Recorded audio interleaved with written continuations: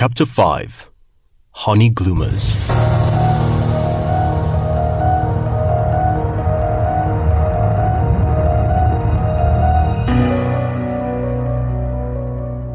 Leah awoke to cursing. Oh my God! Oh, the deceit! The treachery! A male voice. What is this? What is this? More cursing. I should have known. I should have suspected. It was Jacob. She sprang up to the sight of Jacob staring down at her like she was an abomination. How did this happen? His eyes grew wild. Father said I can explain. Leah stuttered, gathering the cover cloth around her body. Did I lie with you? Was this some sort of trick? She reached out, seeking the right words to calm him. My husband. Your what? Oh God of my fathers, how could this be? He held his head in his hands, then turning to her, he yelled. How could this be? Leah withdrew, frightened by the violent rage she saw in his eyes. He blurted out a foul word and stomped out of the tent. Leah crumbled and wept bitterly.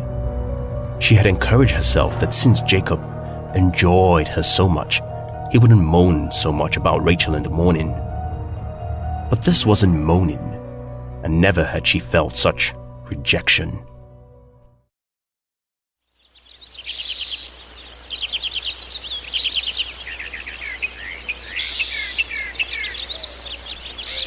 Laban stood in front of his tent. He yawned broadly. It was barely sunrise and most of the camp was still fast asleep. Knowing what confrontation awaited him in the morning, his own night was far from relaxing. He had thought of possible ways to escape Jacob's rage, but dismissed them. Better to face him now. It wasn't the end of the world. This was all carefully planned out.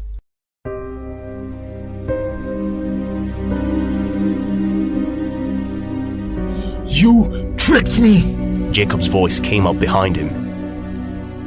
Laban turned around to see his dark countenance. Jacob. Laban took a step back cautiously and forced a smile. You have a reason, brother. I served you 7 years. Jacob's voice trembled with rage. The young man sounded close to tears. Yes, and I gave you the bride. I served you for Rachel. I am betrothed to Rachel. The sight of Leah on his bed must have devastated him. Too late. Yes, but Jacob, you must consider that Rachel has an older sister who is unmarried. Surely, a servant of Yahweh would not be so cruel to think I will be unjust to my own daughter. He chuckled nervously. Besides, it is not our custom. Your customs? Jacob swore in frustration. Does your custom encourage you to break our agreement without my knowledge? Laban raised his brows, pretending to be surprised. Oh, but Jacob, Rachel is still betrothed to you. I am a man of my word.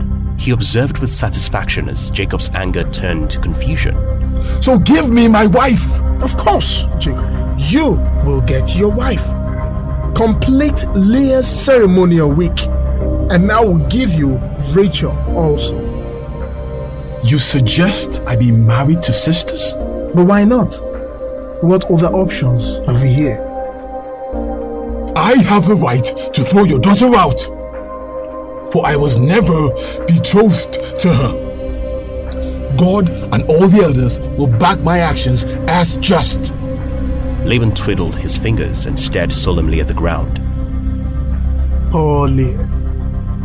I only ever wanted to do her good, and now it seems I've ruined her forever. Lifting his gaze to Jacob, he thought he saw a flash of pity and quickly seized the opportunity. She is completely at your mercy.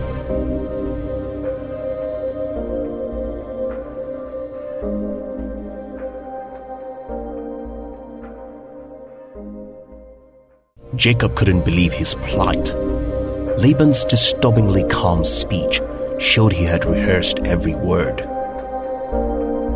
He was usually a step ahead of such craftiness, but not this time. His excitement to finally be with Rachel had blinded him to the possibility of what a deceitful old man might do with his unmarried older daughter. Now, what choice had he? Jacob considered his options. He could abandon Leah and leave as soon as he got Rachel. 1 week was nothing to be compared with the years he had waited. But where would he go? With no possessions of his own. Even after 7 years, he dreaded meeting his brother in Canaan. He felt a pang of pity for Leah's situation, but he was actually at Laban's mercy and knew the man was fully aware of it. I accept.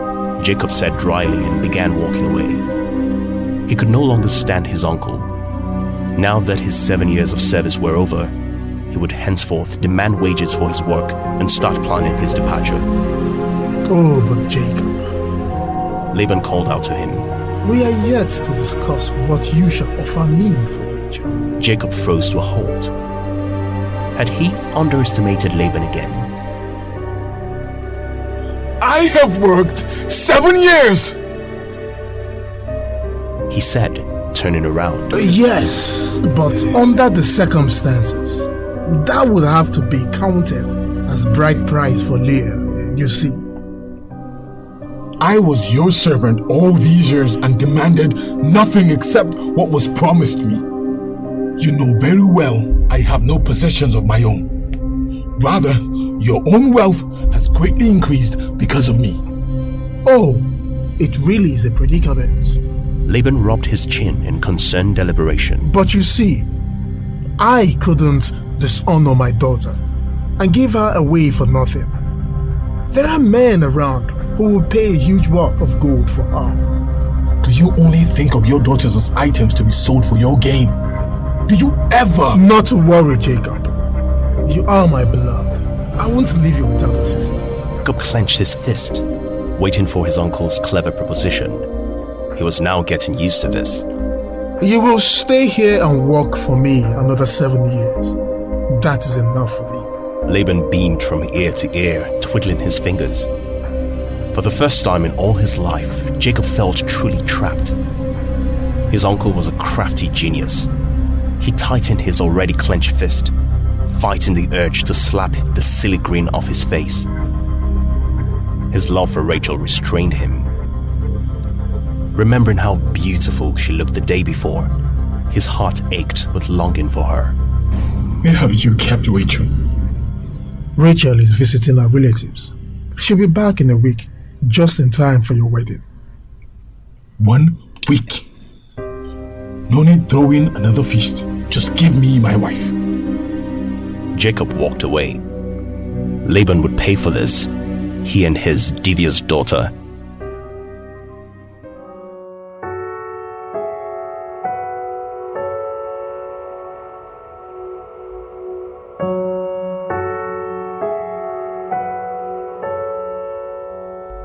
Leah stood trembling as she waited outside their tent for Jacob's return. She saw Zilpah rush into her. Oh, my lady! She said, her face ashen.